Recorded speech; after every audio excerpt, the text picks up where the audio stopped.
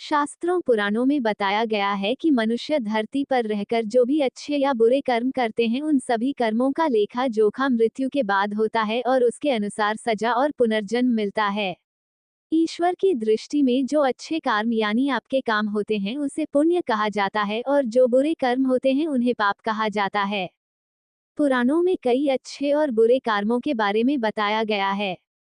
गरुड़ पुराण और कठोपनिषद में तो ये भी बताया गया है कि मनुष्य को अपने पाप कर्मों के कारण मृत्यु के बाद अलग अलग तरह के पापों के लिए कौन कौन सी अलग सजाएं दी जाती हैं। गरुड़ पुराण में उल्लेख मिलता है कि मनुष्य धरती पर जो कुछ भी पाप करता है उन सभी पापों की अलग अलग सजा बारी बारी से मिलती है। यम के न्याय में किसी भी पाप की सजा से बचा नहीं जा सकता है। गरुड़ पुराण में बताया गया है कि परस्त्री पुरुष संबंध रखने वाले को लोहे के गर्म सलाखों को आलिंगन करवाया जाता है। जो पुरुष अपने गोत्र की स्त्री से संबंध बनाता है उसे नर्क की यातना भोगकर लकड़बग्घा अथवा शाही के रूप में जन्म लेना पड़ता है।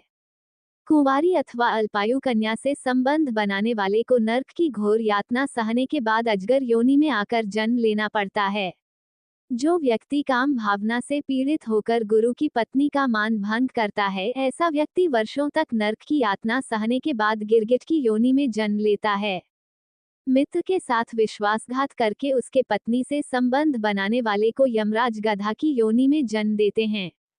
लेकिन व्यभिचार और धोखा देने से भी बड़ा एक पाप है जिसकी सजा कठोर है।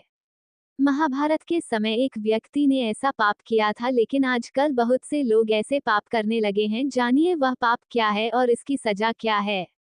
भगवान श्री कृष्ण ने दृष्टि में जो सबसे बड़ा पाप है वह है भ्रूण हत्या। महाभारत युद्ध समाप्त होने के बाद जब द्रोणाचार्य के पुत्र अश्वत्थामा ने उत्तरा के गर्भ में पल रहे बालक परीक्षित पर ब्रह्मास्त्र का प्रयोग करके उसकी हत्या कर दी तब भगवान श्री कृष्ण सबसे अधिक क्रोधित हुए था। श्री कृष्ण ने उस समय ही यह घोषणा कर दी थी कि अश्वत्थामा का पाप सबसे बड़ा पाप है क्योंकि उसने एक अजन्मे बालक की हत्या की थी। श्री कृष्ण ने इस पाप की सजा स्वयं अश्वत्थामा को दी थी।